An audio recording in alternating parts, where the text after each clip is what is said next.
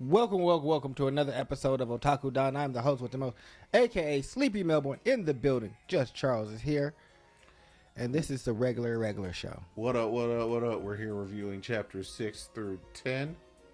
Even though I think we technically already talked about chapter 6. We did. I was just going to do all of them. Why would we break this up? Oh, more content? Oh, no, we have another video that's coming out on Tuesday. Oh. Yeah, we have to do the chapter when it comes out. Okay. Yeah, it's going to come out on Tuesday, so I figured just do this one and then not crowd the release for the new chapter. But we get to begin with some training. Well, it pretty much starts up with the equivalent to what Bam and the group went through. They got split into their different position groups. They get the positions explained to them, and then we are explained that there are also more positions. But, you know, you get your even distribution. One person in every single. You have your spear thrower, you have your scout, you have your fisherman, you have your wave controller. Even though Urek is very much like Kun, where he could just do whatever and would be fine. But for some reason, he doesn't really pick like Kun picked. I remember Kun picking. I don't know if he actually did. Well, Kun was more aware of what was going on, where here Urek has no idea what's happening, and so they just kind of sort him into the fisherman, which makes the most sense because he's probably the most all-around just capable, where he can handle himself just out there by himself, and so yeah, I mean, makes a lot of the sense. entire point of a fisherman is that you can put yourself on an island and you can kind of work by yourself. So that means, I guess, a fisherman should be an all-rounder, not just some close-range combatant. Because honestly, just throwing a close-range combatant out there by himself and you have like wave controllers, they're just gonna end up dead. Yeah, so this fisherman should be able to handle his own shit, but. So it starts off with our good old-fashioned sumo match. Urek, like, disrespects Mr. Dirty Hair and picks him up like a child. Yeah. I find it funny how everyone's overall fundamental, like their underlying understanding of the way the tower works is actually keeping them from recognizing what's happening right in front of their faces. Because everyone is treating it like, well, it's our limitations that are keeping us from beating this guy up. No, he's just stronger than you guys are already. Without any Shinsu, without any of this random stuff. Well, see, I think Davidan kind of knew that Urek was stronger, but his pride as a ranker and all that he's gone through wouldn't allow him to be like this regular. But once he figured out he was an irregular, he was like, oh, well, his strength makes sense. But he just couldn't logically understand it. But once he got new information, he seemed very willing to accept, okay, well, if you're irregular, this is completely different. You're like the other ones that came into the tower and basically ruled this. And that's what Urek found out about the 10 Great Families. He's like, oh, there's other people like me. All right, well, maybe they know how to get out of here. But before then, he was like, if you're just a regular, there's no way. The rules of the tower say regular start at the bottom. I mean, well, starting at the bottom and being weak aren't necessarily the same thing. In this world, they are, unless you're irregular.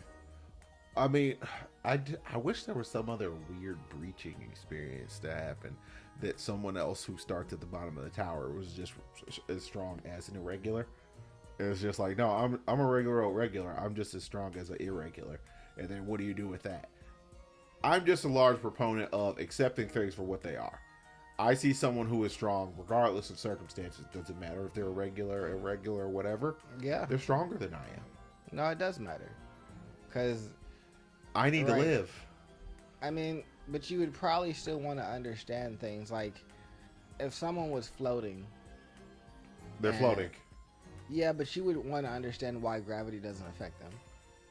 Like, that's a fundamental law of our world. And it's like, how are you just, like, ignoring that and like moving through the air? But the thing is, dude was floating right in front of their faces. They never accepted that he was floating.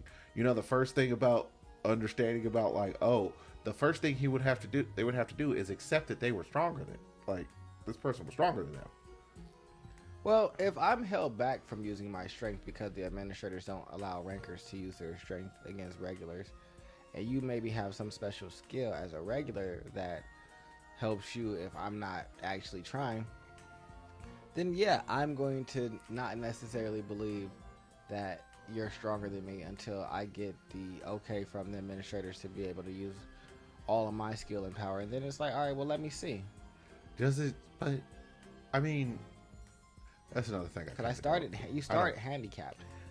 That's another thing I don't kind of get about the way the tower works, because is it just a blanket restriction on when a regular comes below a certain tower floor, and it's just like you're restricted? If I remember it happening that way, or is it a case by case? It's just like all rankers are restricted from fighting regulars, and they get I get that, but since he is an irregular, he is not registered within the tower. He's like kind of like a black hole. So why would that rule function against him? Because like you're forbidden from fighting regulars, but he's irregular. He's not in your system. He doesn't follow the constraints of the rules. It's not like, for me, it's not like solo leveling where it's the actual system. This is just how things go, and he knows that, hey, if I right now believe that you're regular and I go and use my full ability, it's not that I couldn't use my full ability right now, but I don't, because there's somebody always watching, and I think that you're a regular, and thinking that you're a regular is holding me back. If I knew you were irregular, I would have just started off full tilt and we'd have just gone from there. But me thinking that you have some type of administrative protection because you're a regular, and the goal of this whole system is to make people climb the tower. I mean, I don't know. Just interesting questions. But they go through their training, and eventually Urek gets his way into the wave controller. Basically, him and Devidon make a deal that they'll have a duel to the death in 3 days, when there's going to be a new crown game, which we'll get to, where they'll be able to go to a place where the administrator won't be able to, where other prying eyes won't be able to see them, and they can get the permission from the administrator to go all out. Also, other hilarious thing is the Princess Jihad actually does confront Urek, and inside the process of doing that, he tries to use bangs, but his power is, how did Mr. Puppy put it? Unruly. It's unruly. It's uncontrolled. So he has a different different perspective when it comes to using his power. It's just like, instead of you filling one of these bangs up, your entire goal is to shackle it and then use it. Yeah, but he doesn't know how to do that right away, so he creates a giant bang up under the ship, which the head test proctor has to disperse several times, because he keeps trying to manifest his bang, which doesn't happen in between his hands. It happens under the ship, and he's just not understanding what's going on. Like, why does this ship just keep going left and right? Man, these guys can't pilot worth anything. He also does challenge the head test proctor to a fight, because he was able to dismiss the thing, and he blew up the door, and he was like, you come down here. And so then he's trying to figure out a way to make him come down. He asked the administrator if he could fight the administrator. The administrator says they never turn away from a challenge. So it's like, I'm here to find everybody. Urek is out here having a great time. He's learned how to be a wave controller. He has learned how to shackle his sensui. He does not know how to be a wave controller. Okay, that's fair. It's that's like fair. He cannot even make a singular bang. He can force a bang to do a facsimile of it. He punches them at people. Yeah, that's what explains his powers in the actual story. And it kind of makes sense where he's like, all right, I'm going to use this percentage of my power now, because it's like, really, I don't even need to use 100% of my power. Like, this is not even worth it. And then we finally make it to 100%, and he's like, joke's on you. I'm not even actually using my real power. What do you mean you're not using your real power, Uruk? Yeah, I got this like god power that I never really use here because Phantomanium is, I haven't ran into him yet. Like, I almost killed this one dude for kind of looking like Phantomanium. Oh, I do like that they gave us some lore on potentially what Phantomanium is doing, where he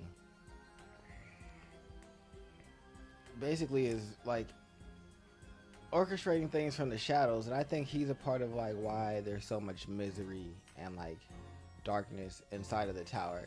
I think that the great families are definitely like fine with it and propagating it, but I think that he's creating this like, especially since there's nothing that they can do about it.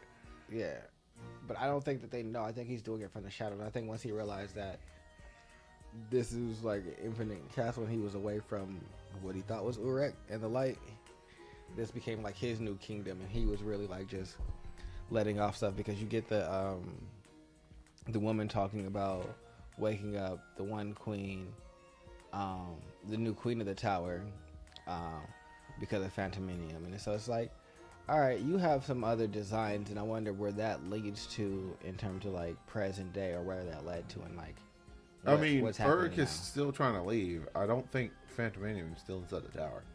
I think Phantomanium is there, and I think Uruk wants to leave because he wants to know how to get out. I don't think that he wants to leave right away without figuring out whether Phantomanium is there or not. But I would probably be more worried about how I could get out of a room, regardless of what my main mission was, if the door I went through disappeared when I closed it. My new objective is to figure out how do I get... No. I know I need to find dude, but also, how do I get up out of here? Because where did the door go? Also, we ran into, and another event is, we ran into another person from outside of the tower, technically another irregular. The dude... from the Cursed Village. Oh, yeah. Well, no, I think they're from inside the tower. I think that they're in a separate island that dude is creating experiments on. I think that's why Uruk is so mad. I think even talking about they smell salty. So him and the other dude, I think, all kind of have like some similar origins.